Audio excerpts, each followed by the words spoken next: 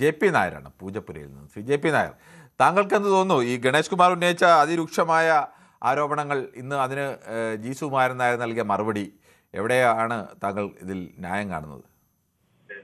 അല്ല, ഈ സ്ത്രീലമ്പടനും പരസ്യമായിട്ട് എനിക്ക് 5000 ബന്ധങ്ങളൊക്കെ ഉണ്ടെന്ന് പറഞ്ഞ ആളാണെങ്കിൽ കൂടെ ഗണേഷ് കുമാർ ഇവിടെ പറഞ്ഞതിൽ ഞാൻ അദ്ദേഹത്തെ അഭിനന്ദിക്കുകയാണ്. കാരണം ഈ വിദ്യാസമ്പന്നരും സംസ്കാര സമ്പന്നരും എന്നൊക്കെ പറയുന്ന മലയാളികള്, അതിൽ തന്നെ ഈ ഏറ്റവും ജാതി സംഘടനകള്, എനിക്ക് തോന്നുന്നില്ല മറ്റൊരു സ്റ്റേറ്റിൽ ഇത്രയധികം ജാതി സംഘടനകളുണ്ടെന്ന്.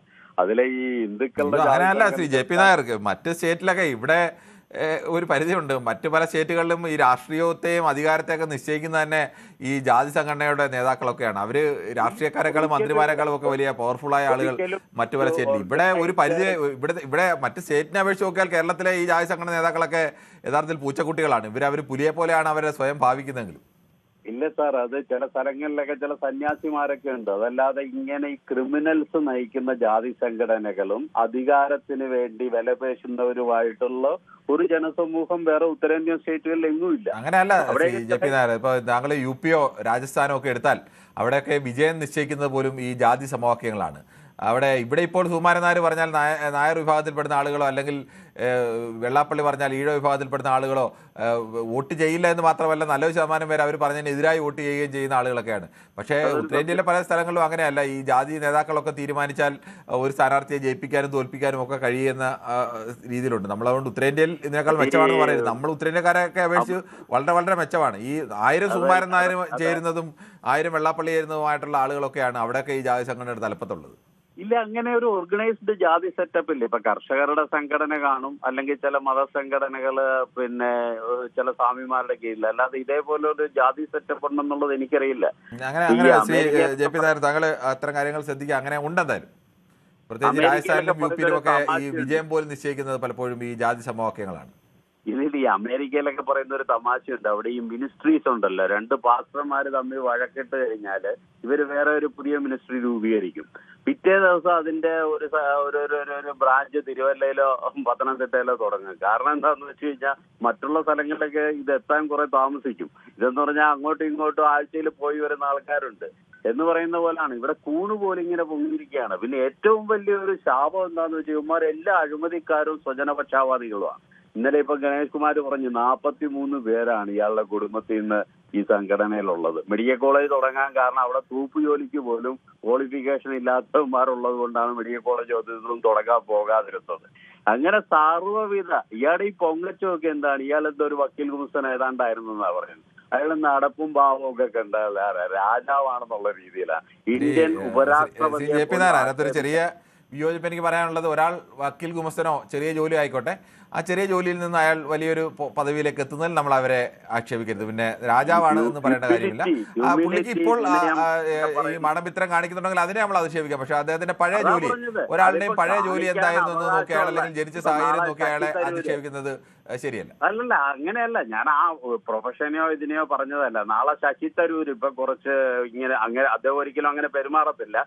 കുറച്ചൊരു മാടമ്പി സ്റ്റൈലിൽ പെരുമാറിയാൽ തന്നെ നമുക്ക് we can simply digest it. ഇതെന്ന് പറയുന്നത് ഒരു ഇല്ലാത്ത ഒരുത്തൻ, അയാള് പിന്നെ മറ്റേ നാരായണ പണിക്കർ സാറിനെ ബ്ലാക്ക് മെയിൽ ചെയ്തൊക്കെയാണെന്നാണ് പറയുന്നത്. എന്നിട്ട് കയറി ഇരുന്നിട്ട് ഇന്ത്യൻ ഉപരാഷ്ട്രപതിയെ ഉൾപ്പെടെ ഇയാൾ ആരാണ് ഇയാള്?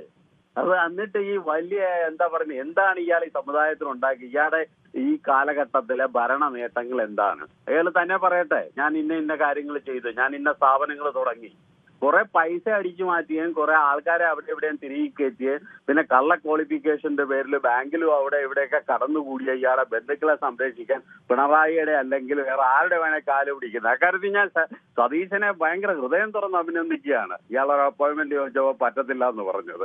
അങ്ങനെ ആയിരിക്കണം രാഷ്ട്രീയ നേതൃത്വം. ആ ഒരു ആർജവം ഉണ്ടായിരിക്കണം. അല്ലാതെ ഈ അലവലാതിയൊക്കെ എവിടെ ചെന്നാലും ഇവന്റെയൊക്കെ ഈ വിരട്ട് കണ്ടിട്ട് അതേപോലെ അങ്ങ് കുനിഞ്ഞു കൊടുക്കുന്ന ആ ഒരു രീതി ഉണ്ടല്ലോ, അത് മാറണം. ഗണേഷ് കുമാറിനോട് നമുക്ക് ഒരുപാട് വിയോജിപ്പുണ്ട്, കുടുംബ രാഷ്ട്രീയത്തോടും വിയോജിപ്പുണ്ട്. പക്ഷെ ഇന്നലെ ഇയാളെ കുറിച്ച് പറഞ്ഞ കാര്യങ്ങളെല്ലാം 100% സപ്പോർട്ട് ചെയ്യേണ്ട കാര്യങ്ങളാണ്. ഒരു സംശയമില്ല. താങ്കളുടെ അഭിപ്രായം വ്യക്തമാണ്. ശ്രീ ആന്റണിയാണ് തൃശ്ശൂരിൽ നിന്ന്. ശ്രീ ആന്റണി, നമ്മുടെ സമയം അവസാനിക്കാൻ പോകുന്നു. താങ്കൾക്ക് വേഗത്തിൽ അഭിപ്രായം പറയാം. എനിക്ക് പറയാനുള്ളത് വെച്ചാലേ, ഞാൻ എല്ലാ മതങ്ങളെയും ഒരുപോലെ ബഹുമാനിക്കുന്ന വ്യക്തിയാണ്. ഈ സുകുമാരൻ നായരൊക്കെ മോശമായി സംസാരിക്കാൻ ഗണേഷ് കുമാർ ആരാണ്? ഗണേഷ് കുമാറിനെ കുറിച്ച് അദ്ദേഹത്തിന്റെ അച്ഛൻ തന്നെ എന്തെല്ലാം മോശമായി കാര്യങ്ങൾ പറഞ്ഞു.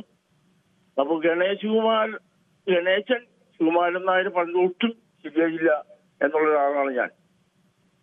സുകുമാരൻ നായരും ഒരുപാട് വി.ഡി. സതീശനെതിരെയും വി.എസ്. സച്ചിദാനന്ദനെതിരെയും എന്തിന് നമ്മുടെ സുരേഷ് ഗോപിക്കെതിരെയും ഒക്കെ വളരെ മോശപ്പെട്ട രീതിയിൽ സംസാരിച്ചിട്ടില്ലേ?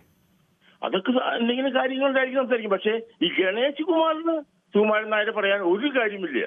കാരണം അത്ര മോശപ്പെട്ട ഒരു വ്യക്തിയാണ് ഗണേഷ് കുമാർ. ശരി, ഓക്കെ. താങ്കളുടെ അഭിപ്രായം വ്യക്തമാണ്. ശ്രീ ഗിരിജയാണ് കുന്നിക്കോടുന്നു. ശ്രീമതി ഗിരിജ, താങ്കൾക്ക് വേഗത്തിൽ അഭിപ്രായം പറയാം.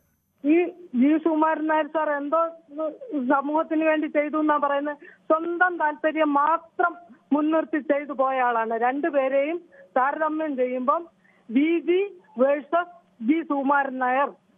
ഗണേഷ് കുമാർ സാറിന്റെ ഈ പോരായ്മകളുണ്ട് എനിക്കറിയാം. പക്ഷെ അത് സാറ് നേരിട്ട് ചെന്ന് കാണുമ്പം എണ്ണി എനിക്ക് ഇന്ന പോരായ്മ ഉണ്ട് ടീച്ചറെ ശ്രദ്ധിക്കണേ എന്ന് മാത്രം പറഞ്ഞിട്ട് ചെയ്യാവുന്ന സഹായം നല്ല രീതിയിൽ ചെയ്തിട്ടുള്ള വ്യക്തിയാണ്. അതുകൊണ്ട് ആ ജയകുമാറൊക്കെ പറഞ്ഞതിനോട് വളരെ സ്ത്രീലമ്പടനായിട്ടൊന്നും ഒരിക്കലും പറയാൻ പറ്റില്ല. അത്രയ്ക്ക് ഉപകാരം ചെയ്ത ഒരു വ്യക്തിയാണ്. ധൈര്യമായിട്ട് ഞാൻ പറയുന്നു VG തൽക്കാലം നിർത്തുന്നു. ഞാൻ ഒരുപാട് എഴുതുന്ന ആള്. എന്റെ തൂലികാ നാമമാണ് VG V ഗിരിജ. ഞാൻ VD സതീശ സാറിനെ നേരിട്ട് ഇപ്പൊ പോയി കണ്ടു. ഇത്രയും നല്ല ഒരു വ്യക്തി നമ്മുടെ ഈ സമൂഹത്തിന് വേണ്ടി എന്ത് നല്ല. ഗിരിജ, താങ്കളുടെ അഭിപ്രായം വളരെ വ്യക്തമാണ്. നമ്മുടെ സമയം അവസാനിക്കുകയാണ്. എന്തായാലും പ്രേക്ഷകരുടെ ഭാഗത്തു നിന്ന് ഈ രണ്ടുപേരും ഉന്നയിച്ച ആക്ഷേപങ്ങളിൽ രണ്ടുപേരുടെ പക്ഷത്തു നിന്ന് പറഞ്ഞ ആളുകളുമുണ്ട്. അതിനൊക്കെ അപ്പുറത്തേക്ക് ഈ സമുദായ നേതാക്കളൊക്കെ മാടമ്പിമാരെ പോലെ പെരുമാറുന്ന രീതി അവസാനിക്കണമെന്ന അഭിപ്രായം പറഞ്ഞവരാണ് കൂടുതലും. അവർ സമുദായത്തിൻ്റെ ഉന്നമനത്തിന് വേണ്ടി അതിൻ്റെ സേവനത്തിന് വേണ്ടി പ്രവർത്തിക്കേണ്ട ആളുകളാണ്. അല്ലാതെ അവർ സ്വയം അധികാര കേന്ദ്രങ്ങളായി മാറിയതുകൊണ്ട് അവരുടെ ഇഷ്ടത്തിനല്ല സമുദായത്തെ ചലിപ്പിക്കേണ്ടത്, ആ തരത്തിലല്ല പ്രവർത്തിക്കേണ്ടത് എന്ന് പറഞ്ഞു ഇത്തരക്കാരെയൊക്കെ ഈ തലമുതിർന്ന ആളുകൾ എന്നൊക്കെ നമ്മൾ പറയുന്ന അത്തരക്കാരെയൊക്കെ ഈ സമുദായ നേതൃത്വത്തിൽ നിന്ന് എടുത്തു കളഞ്ഞ പുതിയ തലമുറയെ അവിടെയൊക്കെ കൊണ്ടുവരേണ്ട സമയം അതിക്രമിച്ചു എന്ന് പറഞ്ഞ ആളുകളുമൊക്കെ ഉണ്ട്. ഗണേഷ് കുമാറിനെ അനുകൂലിച്ചും എതിർത്തും സുകുമാരൻ നായരെ അനുകൂലിച്ചും എതിർത്തും ഒക്കെ സംസാരിച്ച ആളുകളുണ്ട്. വ്യത്യസ്തമായ അഭിപ്രായങ്ങളാണ് ഇതിൽ ഓരോരുത്തർക്കും. കൂടുതൽ വാർത്തകൾക്ക് News 18 Keralam YouTube channel subscribe ചെയ്യുക.